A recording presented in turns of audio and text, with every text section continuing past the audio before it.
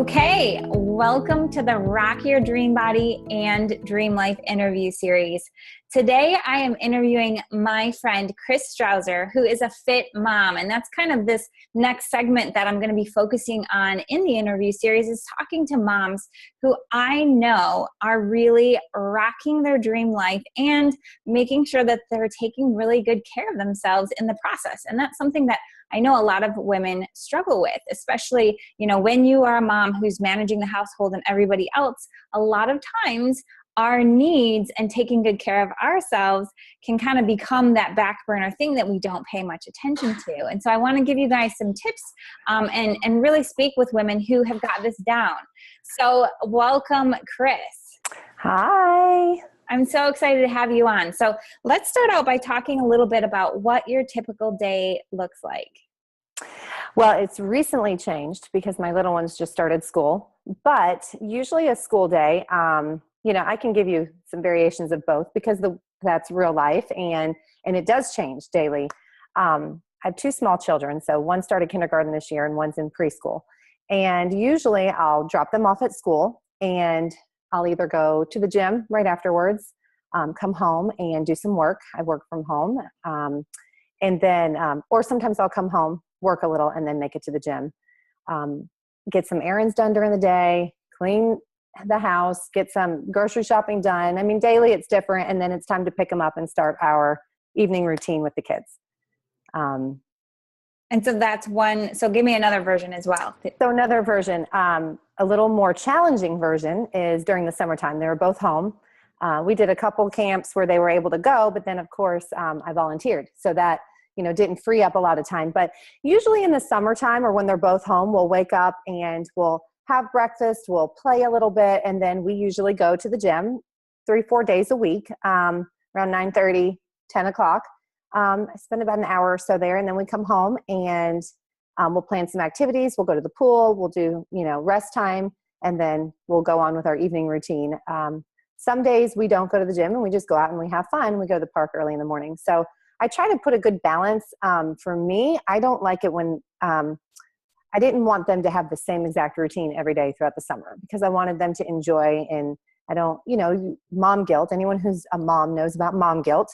And I didn't want to take them to the gym every day, but it's a priority. So for me, and it's good for them to see it too. So we go a couple times a week. Yeah. Summer. And so you and I, we've talked a lot about like different mom things, and I've asked you advice on stuff, and you really are good at like having a schedule and knowing how to plug things in a way that makes sense and gets everything done. But I just wonder, like, is this something that has always been innate in you and easy, or did it take you some time to get to that place where you knew like how to structure things so you did get your gym time in and you were doing the things you needed to do for yourself too?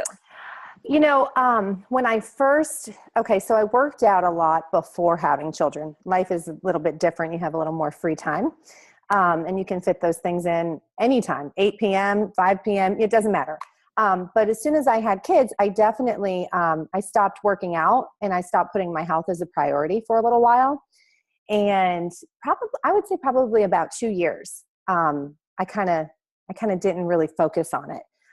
We still tried to eat healthy, but I didn't focus on the actual physical part of working out. And then I started working out again, and then I got pregnant again. So then I kind of had to take a break from that, from working out. So I was working full time as well after having both children. And it is hard. It's hard, especially when you're working full time, you have a family, you're a wife, you're a mom, and you're trying to balance it all. I did fit it in, and at times it wasn't the way I wanted it to be, but definitely when I set it as a priority, you feel better. You feel better about yourself when you did it, and not as a priority over my family, but a priority for something individual, like an individual priority. And I just would fit it in, after work. Yeah. And our schedule changed a little bit. So, your schedule, you got to be able to adapt. Certainly I'm a big advocate of, routine and structure, but I'm not rigid with the routine and structure. So you got to be able to change and adapt. And if it was a gym day, then, maybe our evening schedule was a little bit different. Yeah, it's kind of like what I'm hearing is consistency and sort of giving yourself that permission for it to not be like quote unquote perfect by like what you think it's supposed to be, but just kind of getting it in when you can. Yeah. And the other thing for me is I'm always in search of something perfect. So because, and we know there is nothing perfect. Every day is different. I mean, something that's thrown at you with the kids can change every 15 minutes and you can't ever plan out a full day. But I feel like for me, I'm always in search of a great routine or a great schedule, or what's going to be perfect, what's going to make them happy, what's going to make me happy. And it doesn't always work out the way you want it to, but I think when you're in pursuit of finding that, you end up just doing it. And you don't even realize you're doing it. You're creating it because you're putting priority on thinking about creating it. Does that make sense? Yeah. It's like you're guiding yourself by how you want to feel. And when you do that, then it's like all of the steps sort of start coming to you in a logical way. And then you just plug them in and then it becomes part of your lifestyle.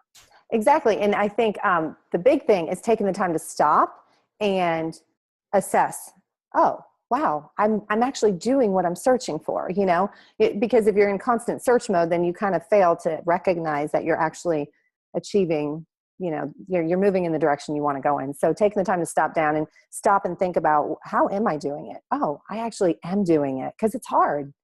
Yeah.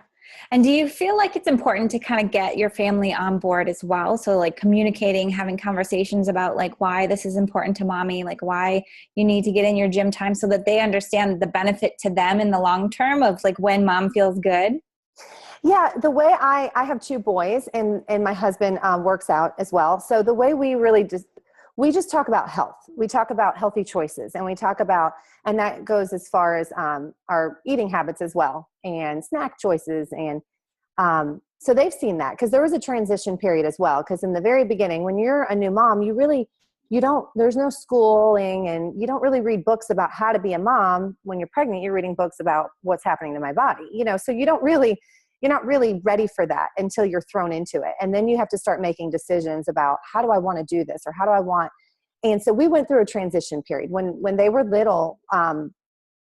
Really my first one, when he was little, we kind of just ate and did and gave him whatever normal kids would eat. And it wasn't until we really started putting more of a priority on our health that we started changing his snacks and changing how we ate.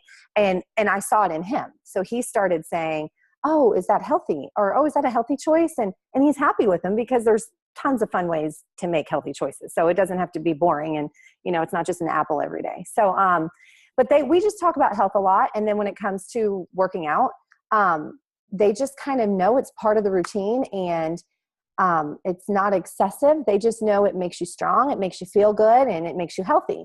And so they're very familiar with all of our, like my little ones try to work out, they pretend they try to do yoga with me, and they know the importance of feeling good, I love that. And it's almost like they see it as fun. Like I remember when I was younger, my younger sister would try to do my workouts with me, and she thought it was really fun, like to just move and dance and whatever. It was like, it's not the same sort of mentality that we tend to have about it later on. Yeah, no. It's exciting, because they're not exhausting themselves. My oldest one, he calls pull-ups. We have a pull-up bar in one of our hallway, in a doorway. He calls them lift ups, and he'll walk around and he tries to do lift ups and all the time. Thinks they're getting big muscles like daddy, So. Yeah. So tell me a bit about some of the ways that you make healthy eating fun. I know a lot of women struggle with this idea of like, well, if I'm trying to eat healthy, how do I get my family on board with that too? That's a good question, because it is hard, because certain things you want your kids to have fun and have things that maybe you wouldn't eat yourself if you're trying to eat healthy. But there's a good balance. And really, I think it's a slow transition. You start to just buy the healthier options, and, snacks are more like hummus and carrots and apples and peanut butter, things like that. And we personally made a decision to take red dye out of our diet for the kids, which is basically something that's in a lot of kids snacks or fruit snacks, or, just a lot of candy and stuff. And it honestly, by taking that out, it made our choices easier, because now I was not necessarily limited, because you don't realize how many ways you can still have fun treats and fun snacks without the red dye, but it gave me something to go on. It started our path for them to say, oh, does this have red dye? No. Okay. Or it does. So we're not going to get that, but let me find an alternative to that that's similar, that doesn't have it. And there are a lot of options out there. So, go to Whole Foods, or we have Sprouts here, and they have, I did their Easter basket this year with jelly beans and lollipops and all these things that had no red dye. So you can still have they still will get those things, in moderation. So there's definitely ways to make it fun. Or we'll make, we'll make pancakes. We make pancakes for breakfast, but we do it with oatmeal, and we do it with bananas, and I'll add some chocolate chips. And there's fun ways to do it, and just go a healthier route. And they still taste really good. Yeah. And I've seen your Facebook posts. Like there was one where you guys all made like apples with some sort of like peanut butter whip as a dessert. So that was like a healthy dessert. But then there are other times when you guys go out to dinner and you order like strawberry, or it was like, what was it? Like a strawberry shortcake or something. Yes, it was like a strawberry shortcake, but not the kind that it was amazing. It was amazing. It was a treat. We don't usually get dessert when we're out, but we were having fun, and we thought, you know what, let's do this. And the kids loved it. And I think that's good. And it's important for them to be able to experience things like that. One, because it's fun. And that's how, I grew up doing things like that, but also it's not restrictive. Mm-hmm. So they don't feel like, the biggest challenge is you don't want to restrict so much to where they overindulge when they're in another situation because they're allowed to have it, or they're making their own choices. But you kind of teach a little bit without putting an overemphasis on, you don't want to make it too crazy either, because you don't want them to have to deal with those decisions. Yeah. So we just, it's all about balance. We'll have, when it's a child's birthday and they go to a birthday party, they have the cake, they have the cupcakes. And when we have a birthday here, we get the regular cake, and, sure, I could make one and I can do, and sometimes we do things like that, but, I want them to be able to have things like that as well. So. Yeah, because it's the same with kids as it is with us. Like the minute we tell ourselves, or the minute we tell our kids, you can't have that, that's bad, or sugar is bad, or these things are bad, it makes us like almost want to rebel. It's like, you want it more. Yeah. Mm-hmm. And so it's like, if you create these sort of like, you create structure so that you feel like, okay, these are my guidelines and I kind of know what I want to stick to, but then you also give yourself the freedom to enjoy whatever in moderation, then there's not like these feelings of like, the what I call like body jail, or like food jail, where you have to follow these rules, and if you don't, you're bad. Yeah. And I think that the way, what makes that easy is when you do find and you realize that there are healthier options that are very similar to the option that you could have made, or the choice you could have made. Yeah. And I think in the beginning, you don't realize that. I think when we don't know what we don't know. So when we don't know what's out there, we think the only thing we're allowed to have is fruit, or, something like that, raisins or something. But when you start realizing they make sprinkles without dye, or they make, certain treats out there that you can have, or candies that taste just as good.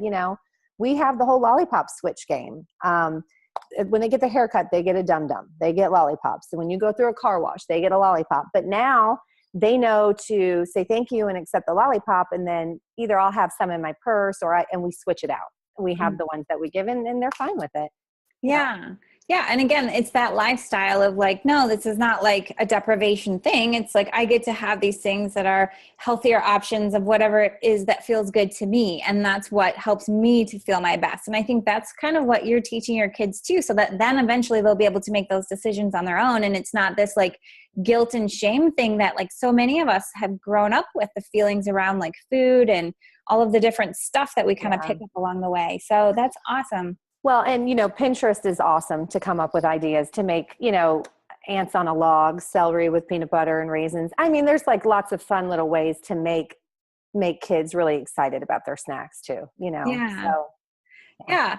And so for you, like kind of going back to structure, and creating like guidelines and helping you to make it really easy. I know a lot of moms that come to me, they'll say things like, well, I barely have time to feed myself. Like I'm eating scraps off my kid's plate and we're just running around on the go. And I know you and I both use the same nutrition line. So do you want to tell me a little bit about how you plug that in, as well as other sorts of convenient ways to make sure that you're getting in your healthy food and really nourishing your way towards your goals? Yeah. So it is hard when you are a busy mom, and this is for working moms or stay-at-home moms. You're busy. And I use the analogy, the bigger the purse, the more stuff you put in. Yes. It's because I'm at home, I may have more time with my family and do things, but I just feel more in it. So it's like I'm equally as busy as I was when I was working.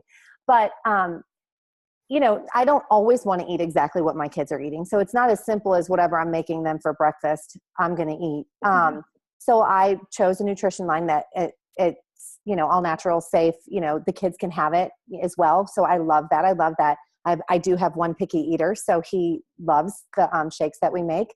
But it's easy for me. So when we're running out the door, I literally can make a shake and take it and go. And I love it. And I feel fulfilled and I feel satisfied. And because I started my day that way, naturally, I want to continue on the rest of my day that way. So it is it easier to grab a bag of pretzels when you're out at a store? Or, I mean, I'm not saying anything's wrong with pretzels or whatever, but is it easier to make some of those choices that are easy to grab a bag and go? Yeah. But if you put the effort in, and if you've made like a conscious effort to make healthy choices, you just got to think about it in advance. Oh, let me cut up an apple. Let me throw an apple in my purse. I'm always putting those little snack Ziploc bags, and I'm grabbing handfuls of almonds and putting them in there. And I always make sure I have them in my purse, because that's going to be a much healthier option than when you're out and you have nothing, Yeah. Sometimes I'll throw a hard-boiled egg in my purse, and I'm like, but at least, and I love that. I love those foods because I feel better after I eat them. So easy, convenient ways, Ziploc bags, throw them in my purse. I just always make sure I'm thinking, I mean, when I take the kids to the park, kids are hungry. Listen, during the summer, kids are hungry like 22 hours of the 24 while they're sleeping for however long. But the ones that are awake, they're hungry like every hour but two. And so I'm constantly packing like little to-go things. If we're going to the park, I need snacks for them, or I need an option for them. So I'm just thinking, what am I packing for me? So, it's just like packing for a kid. Don't go with nothing. The biggest thing is don't go without thinking of yourself, because then you're forced to make a decision you probably wouldn't be happy with later. And it's the same for you and your kids, this idea of like when you eat just pretzels and you have the crash, and then it's like you go throughout the day through this like up and down energy thing, versus if you were to fill your body, especially starting the day with something really nutritious, or you have the hard-boiled eggs, or, whatever it is. Like I love Crave jerky is another great option for being able to go. And then it's like you're more sustained, and then you're not, number one, constantly thinking about food, and then you're not just like you're grazing throughout the day, putting things into your body that you wouldn't necessarily choose. It's just right in front of you. So that's what you eat. Yeah, it's important to kind of know in advance and like have the commitment in your head that you want. And it doesn't have to be a hard commitment. It doesn't have to be something that's a challenge. Like it doesn't like work, but you just have to know it's easy. The biggest thing for parents are, during lunchtime, I don't eat, I just pick off their plate because they don't finish anything. Or during dinner, I just finish what they don't eat, or I pick. And if you already know what you want to do for yourself, I mean, we eat as a family together. So we make dinners that are kind of good for everybody. And we found ways to get the kids excited about healthy dinners as well. Or there's certain options that we have. But you just kind of have to know, this is what I'm going to do. And the kids have sometimes a shake with me, and sometimes they know that's what I'm having. So it's not, it's just normal. It's just normal life. And we don't leave ourselves with nothing, because then you're tired, then you're cranky, and then you're not good for anybody else around you, let alone yourself. So. And it's kind of like that short-term thing too, is like, I know a lot of women will say like, well, I just won't eat and I'll just pick throughout the day and that'll help me lose weight, but that's not going to sustain you long-term. That's not creating a lifestyle. And it's really not at all nourishing your body in the ways that you need to be nourished. No, if anything, I eat more now than I have ever eaten in my life. When I was working, we got lunches brought in a lot to work. And so I would have those, or, pick on things, or you're so busy that you go all day. I hear that a lot from people who work. Yeah. I'm so busy at work that I don't have time to eat. Well, I've started this lifestyle while I was still working, and it's just making an effort to fuel your body every couple hours. But before you can do that, if you're overeating, you're not going to be hungry in a couple hours. And then you're letting way too much time go by till you fuel your body again. And so that cycle is not, you're not going to be able to feed yourself or fuel your body every couple hours if you're eating too much. So you really got to find something that works for you, that's a small enough option that's going to hold you for a couple hours. Then you have a snack, then you have another, a smaller lunch. And so now I eat more than I've ever eaten before. And it's amazing that the more you eat when you're choosing healthy options, you can eat more of it, which is great. Something unhealthy, you can maybe only have 5 of, but something healthy, you can have 10, 15 of, you can eat more and feel better. You don't feel as sluggish. So. And that's what I tell my clients too, is like, there's all these different theories about, intermittent fasting and all of that. And I truly believe that the more we get our body to that place where it just trusts that more food is always coming, so it doesn't need to like hang on to, excess water, excess fat, because it's not sure when the next meal is coming, then your body feels safe to then release. And it's more of like a flow, like the food comes in, the food goes out, versus like the food comes in once a day and then your body doesn't know when it's going to get more. So it hangs on to it. And then, it doesn't. Yeah. And the other thing is not waiting till you're starving either. I used to wait till I was starving, or I would come home from work and I would just eat like 15 different things. And it was like, a pickle and maybe a piece of cheese and like all these weird things, but I would eat like so much of it because I was waiting so long till I was hungry, rather than having a snack. And then you don't overeat. If you catch it right before you're like in starvation or hangry or whatever you want to call it, then you're going to eat the proper amount. Your body will tell you. Yeah.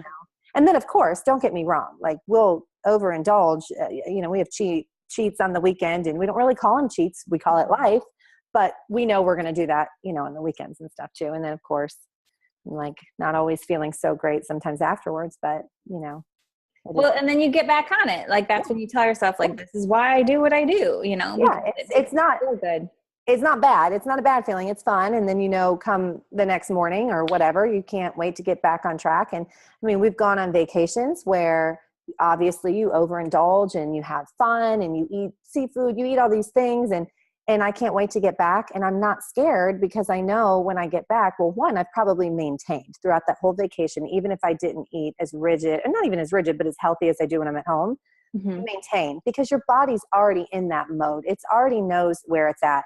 And when you get back, you just pick right back up into your normal healthy regimen again. And your body just responds quickly to it. That's like muscle memory. Exactly. It really is like that. It's a really good point, because again, when we set ourselves up for like these short-term things where we're like, okay, I'm going to go on this very restrictive diet until I go on vacation. And then you go on vacation and then you eat a lot more than what you had been eating, your body just retains all of that. Versus if you were to have a very consistent eating practice all the way up to going on vacation, then your body doesn't go into this like alarm mode, because it doesn't know like, oh my gosh, more food than I've ever had like in the past 6 weeks or whatever, and then it doesn't know what to do with it. So as if you create more of this balanced lifestyle moderation sort of approach, then in the long term, that sustainability is going to be there, because your body knows how to do, like what to do with all of that sort of food. Yeah. And once it really does become a lifestyle, even when you're in those places like vacation and you're having things that you normally wouldn't have, you don't even realize you're still making healthier options than you would have made years prior on your last vacation or whatever it may be, because you're really in that mode. You really want to eat healthy. You really like it, And I think you're less likely to binge. You may eat foods that you previously don't eat on a regular basis, like you said, but you're not going to go into this super binge mode because you've been restricting yourself for so long prior to that. Right. So for any like moms that are listening and they're like, okay, I really want to get started, this is something that I'm really ready to do. Like, do you have any sort of first steps for them on how to start making themselves a priority, like in their schedule, having the conversation with their family and doing what it takes to really nourish their way towards their goals? Yeah, it's hard. It's hard, especially I know for moms, because you are a caregiver to so many people. You wear a lot of hats. You have a lot of responsibility, and you care for your husband. Usually you got to take care of him a little bit, and you got to take care of your children. You got to take care of your household. I mean, and my husband and I split a lot of, we kind of go together. We handle a lot of the responsibilities together. But even that being said, the woman still kind of orchestrates it, in my situation. And it is hard to put yourself first, especially if you're not already in that zone. And there's guilt that comes along with it. And I would be lying to say that there wasn't guilt, like, oh, I want to do this for me, or, oh, I really need to do this, or, oh, should I bring them here with me to the gym, or should we go do this? There's certain days that you kind of feel that way. And in the beginning, obviously it's a lot harder. I think making the commitment, and when you're really tired of not putting yourself first, or not, maybe maybe it's physical, maybe it's internal, maybe it's the way you feel.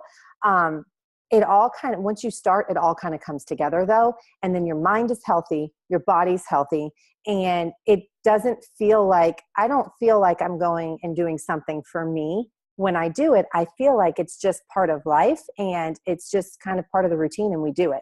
So I don't have that guilt as much anymore.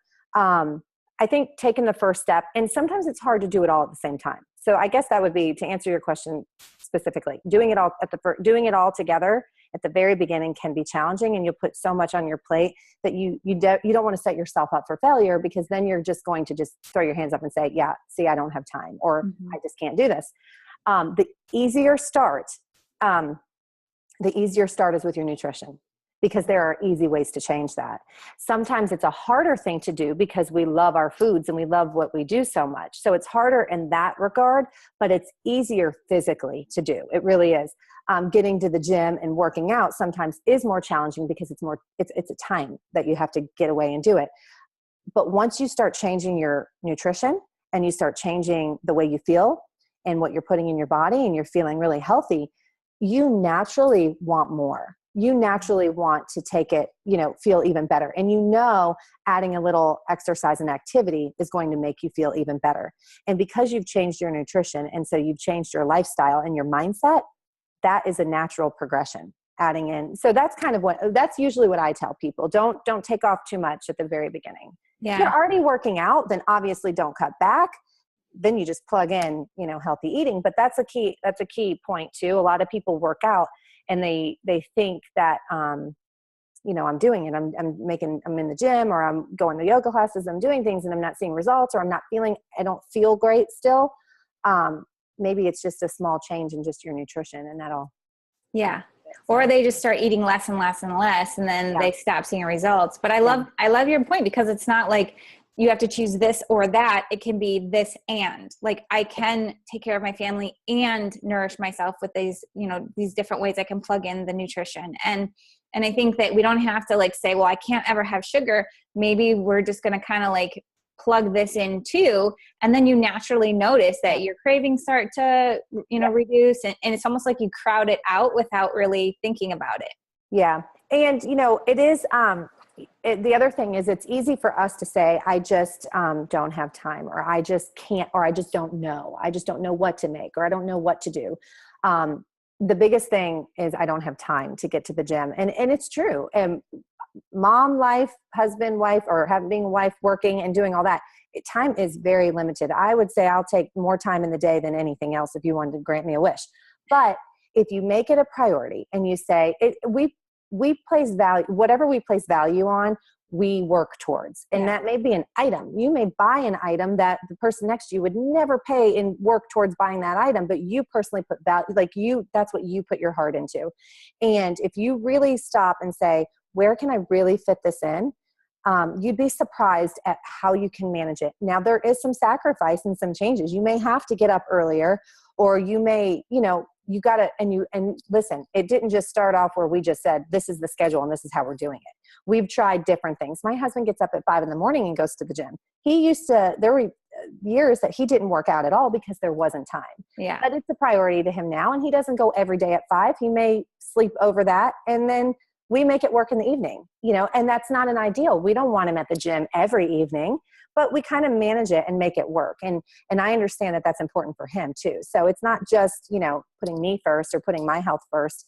That makes him happy, and he deserves that too. So it's really just, making it work into your lifestyle. And there are ways you can do it. Yes. And I think, like you said, those baby steps to start is really important.